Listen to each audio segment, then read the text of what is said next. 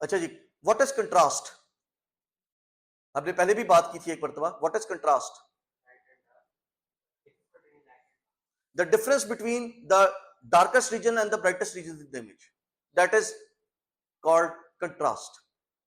अब कंट्रास्ट जो है वो आपकी इमेज की जो अपीयरेंस है उसमें बहुत ज्यादा रोल प्ले करता है। अब ये सेम तस्वीर, तीन तस्वीरें एक्चुअली सेम हैं, लेकिन सिर्फ इसमें कंट्रास्ट का इशू है। इसके अंदर ब्राइट रीजन्स और डार्क रीजन्स के दरमियान में डिफरेंस बहुत कम है पहली तस्वीर के अंदर। उसकी वजह से क्या हो रहा है? You are unable to make out the object, the person from the background. ठीक है, पर्सन और उसके बैकग्राउंड के दरमियान में जो डिफरेंस है उसको आप विजुलाइज नहीं कर पा रहे हैं। उसका स्वेटर कहां पे खत्म हो रहा है और बैकग्राउंड कहां पे शुरू हो रहा है। दूसरे एंड के ऊपर यहां पे ब्राइट जो कंट्रास्ट है कुछ ज्यादा ही कर दिया है।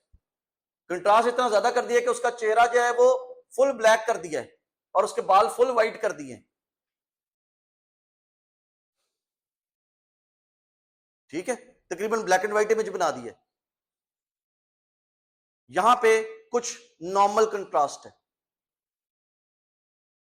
ब्राइट रीजन्स और डार्क रीजन्स के दरमियान में डिफरेंस भी है, लेकिन ऐसा नहीं है कि एक ही बंदे का एक पिक्सल जो टोटली ब्लैक और टोटली व्हाइट है। बैकग्राउंड और फोरग्राउंड के दरमियान में आपके पास डिफरेंसेस आ गए। ठीक है, एक और तस्वीर, again low contrast image, very high contrast, extra contrast image and regular contrast image. तो हमारे पास जो अगला हम टेक्निक हम देखना चाहते हैं, that is how to manipulate contrast in the image.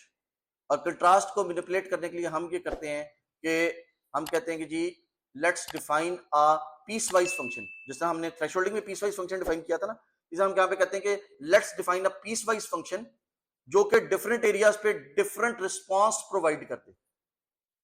Input value पे क्या आउटपुट वैल्यू देनी है। अभी तक तो हम ये कह रहे थे कि एक ही फंक्शन होगा, लॉगरिथम का फंक्शन है, पावर का फंक्शन है। ठीक है, एक ही फंक्शन है। अब हम कह रहे हैं कि जी it could be different functions. आपके पास लेट्स से ये पूरी रेंज थी 0 से 255 की। आप कहते हैं जी 255 से लेट्स से 80 तक एक फंक्शन डिफाइन कर दो, 80 से लेट्स से 150 तक दूसरा फंक्शन डिफाइन कर दो, यहां से 200 तक तीसरा फंक्शन डिफाइन कर दो और यहां पे चौथा फंक्शन डिफाइन कर दो। तो आप कहते हैं जी जो मेरी वैल्यू s है that is some function f1 of r when r is less than let's say 80, f2 function 2 of r when r is between 80 and let's say 150, f3 of r when r is between 150 and 200, and f4 of r when x is greater than 200। आप multiple functions define कर सके, इस range में ये करना, इस range में ये करना, इस रेंज में ये करना। पीस वाइज फंक्शन डिफाइन करते। अब हमारी जो कंट्रास्ट के इश्यूज हैं, वो कंट्रास्ट के इश्यूज जो हैं वो तीन वजूहात की वजह से आते हैं। या तो आपकी जो लाइट सोर्स था वो लाइट ठीक नहीं थी, लाइट वीक थी आपकी। जिस तरह इस कमरे में अब लाइटें नहीं जल रही तो चीजें मेकआउट करना, रात के वक्त अगर आप कमरे में कहेंगे जी रात के वक्त कमरे में आप चलने की कोशिश करते हैं, लाइट नहीं जल रही होती, तो you do not know the boundaries of the object, contrast low हो जाता है। दूसरा क्या है, जो आपका इमेज सेंसर है उसका प्रॉब्लम है कि उसमें कंट्रास्ट रिकॉर्ड नहीं होता, डायनेमिक रेंज प्रॉपर नहीं आती। वो एब्सोल्यूट ब्लैक और एब्सोल्यूट व्हाइट के दरमियान में सिर्फ 8 ग्रे लेवल्स डिफाइन कर सकता है। इट कैन नॉट डिफाइन 255 या 1000 ग्रे लेवल्स। ठीक है, वो सिर्फ 2 या 3 ग्रे लेवल्स डिफाइन कर सकता है। इस वजह से भी कंट्रास्ट के इश्यूज आ सकते हैं। फिर कंट्रास्ट के इश्यूज इस वजह से भी आ सकते हैं कि जो आपने कैमरा यूज कर रहे हैं उस कैमरे की सेटिंग्स गलत है। लाइट भी ठीक थी, सेंसर भी अच्छा था, लेकिन जो आपने सेंसर पे कितने टाइम के लिए लाइट पड़नी चाहिए थी वो टाइम आपने गलत कैलकुलेट किया। ठीक है, जो लेंस, कितना लेंस खुलना चाहिए था, कितनी लाइट पड़नी चाहिए थी, वो गलत कैलकुलेशन किया। ठीक है, सो ये 3 रीजंस हैं जिसकी वजह से आपकी इमेज का कंट्रास्ट गड़बड़ कर सकता है, और उसके लिए हम कंट्रास्ट स्ट्रेचिंग का वो देखेंगे एल्गोरिथम। फॉर एग्जांपल ये पोलन ग्रेन्स हैं, आप इस तस्वीर में देख सकते हैं ये पोलन ग्रेन्स हैं। पोलन क्या होता है? Pollen, what is pollen? फूलों के अंदर जो येलो कलर का पाउडर सा होता है, ठीक है, फूलों के अंदर जो, अगर आप किसी फूल को देखें तो फूल के अंदर येलो कलर का पाउडर सा सैक्स सा नजर आएंगे, 3-4 सैक्स होंगे जो येलो कलर के होंगे, वो पोलन सैक्स होते हैं। उसके अंदर जो पाउडर होता है उस पाउडर को पोलन कहते हैं। ये वो पोलन की तस्वीरें हैं, ये मल्टीपल पोलन ग्रेन्स हैं लेट्स से। अब how many are there, can you count them? उनके ऊपर क्या स्ट्रक्चर है, क्या वो देख सकते हैं? ठीक है, सो इस तस्वीर के अंदर, ये वाली जो सामने तस्वीर है, इस जो टॉप वाली, इसके अंदर कंट्रास्ट के इश्यूज हैं। You can not make out the objects because they are not separable in the image. ठीक है, सो आप अगर इसके ऊपर, इस तस्वीर के ऊपर ये पीस वाइज फंक्शन अप्लाई कर दें, कि ये 3 लेवल का पीस वाइज फंक्शन डिफाइन किया हुआ है, ये अप्लाई कर दें, and you would get this image.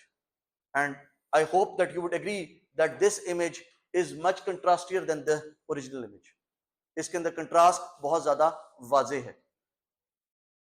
Input image के ऊपर ये फंक्शन अप्लाई किया कि इतने ग्ले लेवल्स के ऊपर ये वाला काम कर दो, जो डार्क रीजन है उसके ऊपर ये काम कर दो, जो मिडल रीजन है उसके ऊपर ये काम कर दो, जो हाईलाइट रीजन है, जो टॉप रीजन है उसके ऊपर ये वाला फंक्शन अप्लाई कर दो, ये वाला फंक्शन अप्लाई कर दो इस रीजन के ऊपर, ये वाला फंक्शन अप्लाई कर दो इस रीजन के ऊपर, और ये वाला फंक्शन अप्लाई कर दो इस रीजन के ऊपर।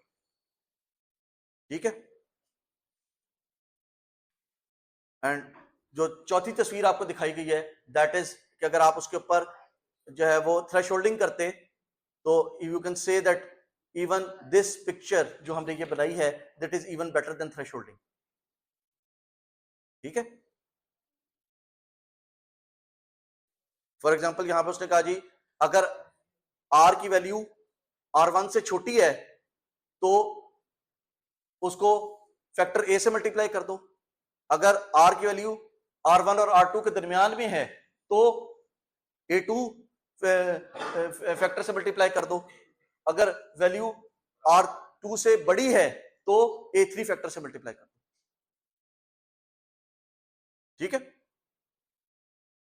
ये कह रहे हैं कि हमारे पास लेट से एक एयरपोर्ट पे जाते हैं, एयरपोर्ट पे अपना सामान कन्वेयर बेल्ट पे रखते हैं, वो एक्सरे मशीन में से गुजरता है और स्क्रीन के ऊपर तस्वीर आ जाती है। अब हमने क्या करना है कि वो तो ग्रे स्केल इमेज है ना, उसके अंदर तो सारी तस्वीरों जो भी ऑब्जेक्ट्स अंदर पड़े हुए उन ऑब्जेक्ट्स की एक तस्वीर बन जाती है। मैं ये चाहता हूं कि उस तस्वीर के अंदर से जो भी मेटल ऑब्जेक्ट है वो मेटल ऑब्जेक्ट आइडेंटिफाई हो जाए, बाकी सारी चीजें बंद हो जाए, मेटल ऑब्जेक्ट आइडेंटिफाई हो जाए। तो मैं क्या करता हूं, मुझे पता है कि मेटल ऑब्जेक्ट जो है वो किस रेंज में रिस्पॉन्स देता है, या प्लास्टिक ऑब्जेक्ट जो है, प्लास्टिक जो है जब उसमें से एक्सरे गुजरती है तो किस रेंज में रिस्पॉन्सेज आते हैं, मेरे पास एक्सरे की वैल्यूज किस रेंज में आती हैं, उन रेंज को मैं ऑन कर दूं, बाकी सब कुछ ऑफ कर दूं। एक्सरे वाली रेंज को मैं ऑन कर दूं, सॉरी जो मेटल बॉडी वाली फ्रेम को मैं ऑन कर दूं, जो मेटल रेंज है जहां पे मेटल का रिस्पॉन्स आता है उसको ऑन कर दूं, बाकी सब कुछ ऑफ कर दूं। तो सिर्फ मेरी तस्वीर की स्क्रीन के ऊपर जब मेरा लेट से ब्रीफकेस या बैग जो है वो कन्वेयर बेल्ट के पे से होता हुआ एक्सरे मशीन में से गुजरेगा, तो जो मेटल ऑब्जेक्ट है सिर्फ वो नजर आएंगे, बाकी सब कुछ गायब हो जाएगा, क्योंकि I am interested in the metal objects. ठीक है, तो इस काम के लिए ग्रे लेवल स्लाइसिंग यूज होती है कि कुछ पर्टिकुलर ग्रे लेवल्स को ऑन कर दिया जाए, बाकी सबको ऑफ कर दिया जाए। आप किस चीज में इंटरेस्टेड है? अगर आप प्लास्टिक ऑब्जेक्ट्स में इंटरेस्टेड है तो आप प्लास्टिक वाली रेंज को ऑन कर दें, बाकी सब कुछ ऑफ कर दें। हैं? आप किसी भी तस्वीर में कर सकते हैं, आप कुछ particular range of grey levels को ऑन कर दें, बाकी सब कुछ ऑफ कर दें।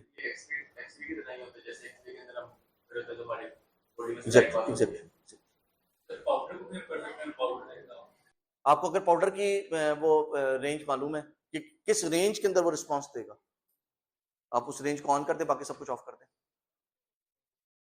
ठीक है।